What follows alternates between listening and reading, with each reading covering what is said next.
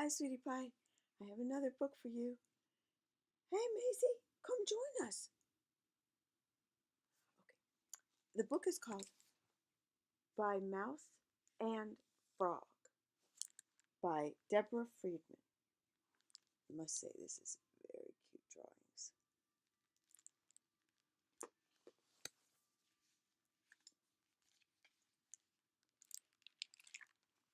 And a very cute inside, the way we always like to look at the inside cover. This one has a ladder, the mouse, and a paintbrush, and the mouse is painting this color. It's so cute, and it's sort of like this is completely painted over here, and this is partially painted over here. This may be the best one we've ever seen. We've seen some really good ones. Of course, sometimes they're just a solid color. Sometimes they're even just solid white, especially the older books. But this is cool. It's a solid color, but it's got a little mouse on a ladder painting it. And it's kind of like the mouse is and the frog are writing the story, and they're also painting the books and doing the artwork. And in this corner, just one little can of pencils, colored pencils.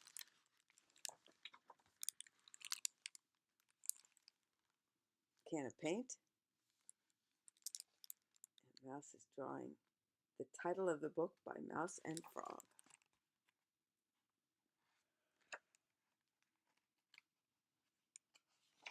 I'm trying to turn the page here. One morning, Mouse woke up especially early, eager to write a brand new story.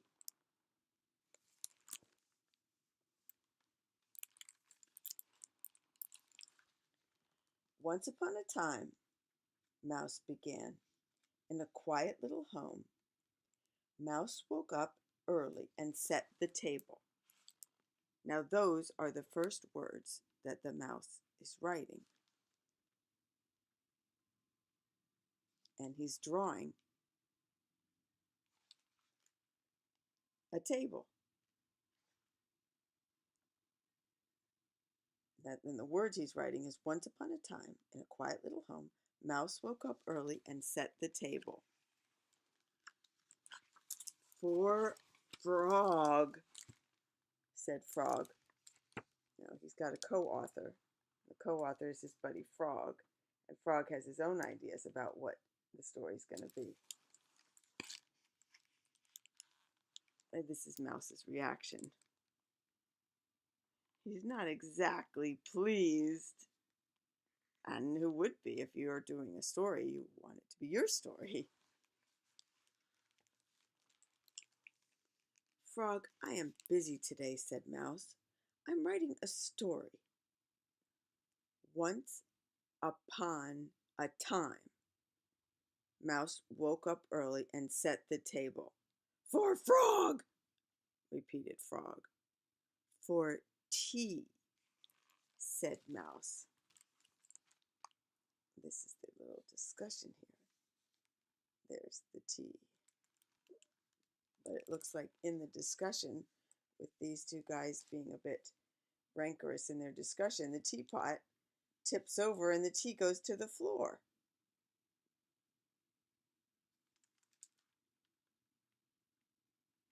Oh, because Frog seems to have had something to do with that.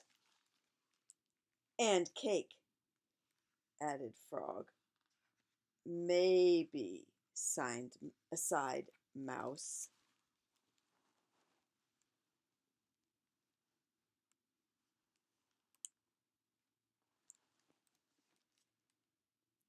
Poor Mouse has to clean up the spilled tea,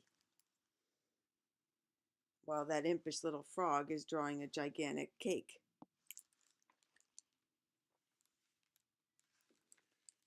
And the king liked cake, continued Frog, so he came too. What? Said Mouse. There is no king in this story. This is really kind of cute. Mouse has the mop, and he's trying to wipe out the king that Frog has just drawn.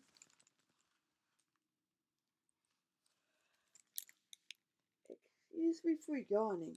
And the king said, "Let there be ice cream." And ta-da, there was ice cream.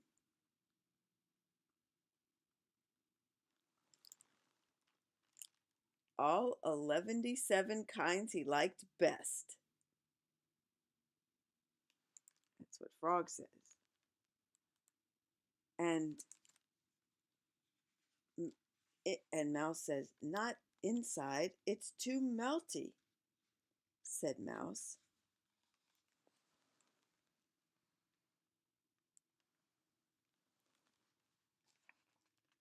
Frog kept going. And the king proclaimed cake and ice cream for all.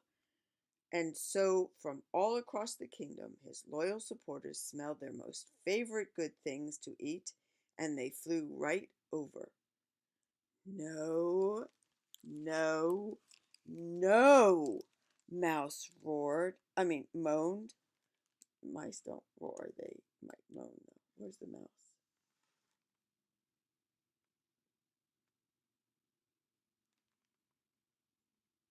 Well, anyway, I don't see the mouse in this picture.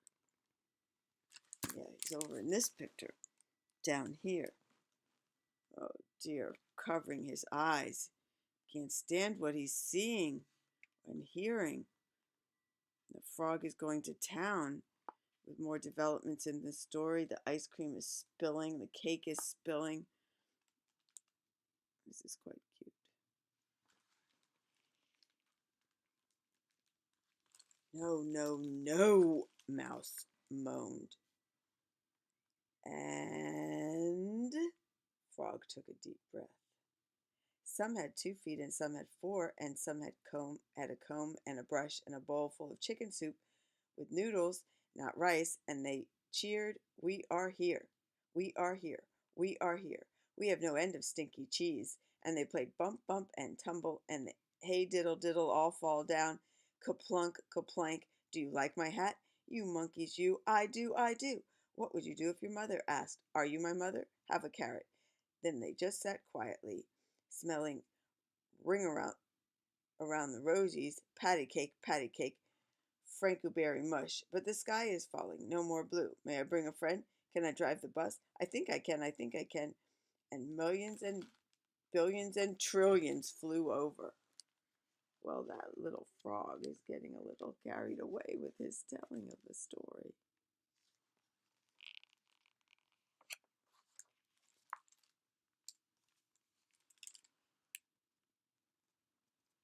He's got a dinosaur and a king. He's just painting away, that frog. But Mouse yells, "Stop! Stop! Stop!" Poor Mouse, he had an idea for a story. And Frog comes in and he just runs off with it, so to speak. Draws and makes quite a different story than Mouse had intended. Looks like the king and the dinosaur came crashing to the ground.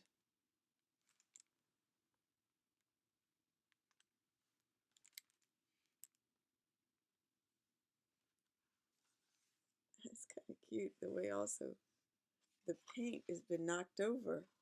And so you see how it's like the ice cream is melting, but then there's all this sort of paint down here.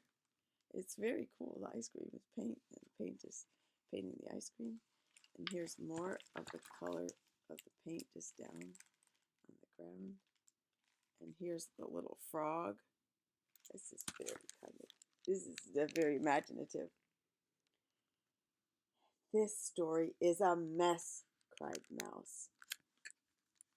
He's on his back in the green paint.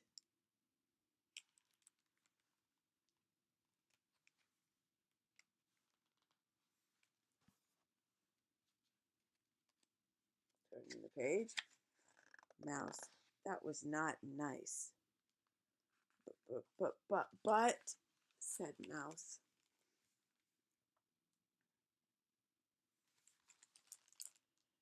Once upon a time, Mouse was trying to tell a story, but Frog bounced and bounced without listening to Mouse.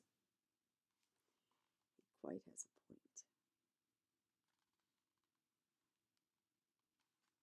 I like how, in spite of everything, there are these little butterflies that are still there all around. See the butterflies? Butterflies are like birds, but smaller. They don't live as long, usually, and they are much thinner and more delicate. But they are beautiful. They're also not here year-round. They're only a summer and warm spring. You never see a butterfly on a cool spring day.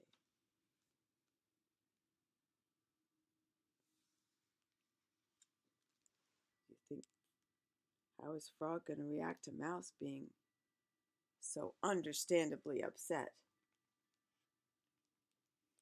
Oh, that's nice.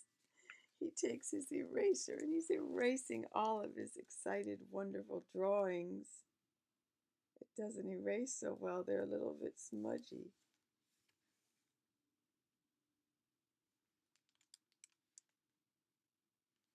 The Mouse and the Frog are quite cute.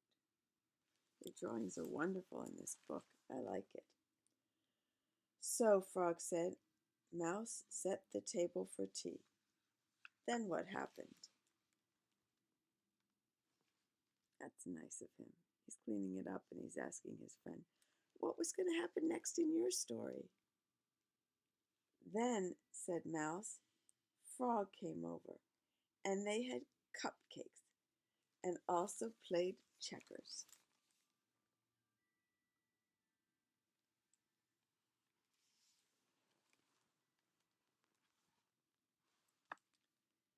Frog sighed,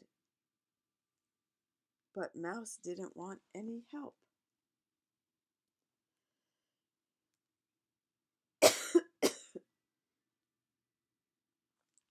He looks a little bit forlorn, the Frog does, with the little butterfly on his forehead.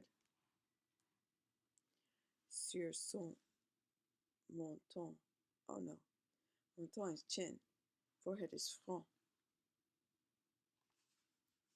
Sur son front. A butterfly on his forehead.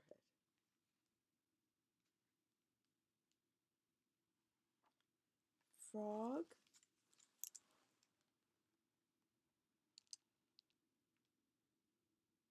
Mouse doesn't know why Frog is upset. What if then Mouse and Frog went to play outside in the beautiful garden? Mouse said. He's suggesting a way the story could go, and it looks like Frog is more interested in that than sitting and playing checkers. Checkers is a little bit of a boring game. Play outside, said Frog, in a magical garden with a humongous beanstalk and a giant and fee-fi-fo? Frog has heard a lot of stories, and he's very excited about the possibilities with the story that they move outside now. Frog, not again, squeaked Mouse.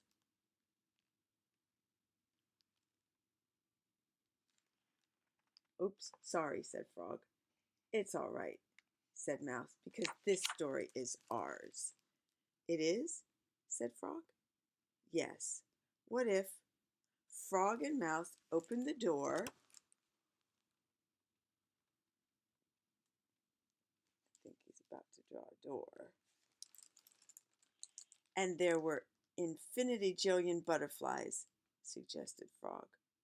Or just half jillion, requested Mouse. Can we have a fairy? Asked Frog. Maybe, said Mouse. Do fairies live in gardens? You see how out of the blank page they drew a door and they open it and now it feels like a door because you could see the outside and the sky through it, but they just made that because here was just a blank page, a blank space, and Mouse just draws an arc. But see, here you see it come to life and look like a door with the sky and the outside beyond. Oh, very well done. Maybe, said Mouse. Do fairies live in gardens? If we want them to, said Frog and Mouse. Now, is this story by Mouse and Frog? Of course, said Mouse. Look at all this. The butterflies and the flowers. And these are the flowers that butterflies like. Echinacea, hollyhock, periwinkle. It's beautiful. Oh, I love this. This is brilliant because remember that white and the curve and they turn that into a door? Well, that's the door. And now look at all this wonder that they have created from what was a blank page. Remember, this was what they started with. Just the blank white in the background with this archway for the door. And then he turns it into a door out of nothing. And on this page, that little door is there. And this is all the rest of the world that he's created. A purple dragon, a king, ice cream cone, flying something or other, and all the butterflies, and the stone wall and the rocks, the green. Boy, oh boy, that's what writing is like. You start with nothing. You start with a blank page, and then when you're done, there's something there that didn't used to be. A story or an essay of ideas that you put out. I love it. I love that about writing. You start with nothing, and then this thing exists. I wrote a short story once, and I created it in this place that in my mind, and events in my mind, and people in my mind. And it's been, I don't know, 15 or 20 years since I wrote that story. And I think of those people as people I knew. And that place is a place I've been. And an event as an event I witnessed. And yet it wasn't. I made it up. But in making it up, it like came to life such that my own memory remembers it as if I was there. It's so cool. And painting and drawing is like that too. They start with nothing on the page and they wind up with this. It's beautiful. And the author wound up with this really cool story of a mouse and a frog who have a different vision of how a story should go, but they're friends and they create this together. I like that, Mouse. Me too, Frog. So just to remind you what I had read before I started talking, Frog had asked, "Do fairies live in gardens?" And Mouse asked that, and Frog said, "If we want them to." And Frog says, and Mouse, "Now is this story by Mouse and Frog?" "Of course," said Mouse. I like that, Mouse. Me too, Frog.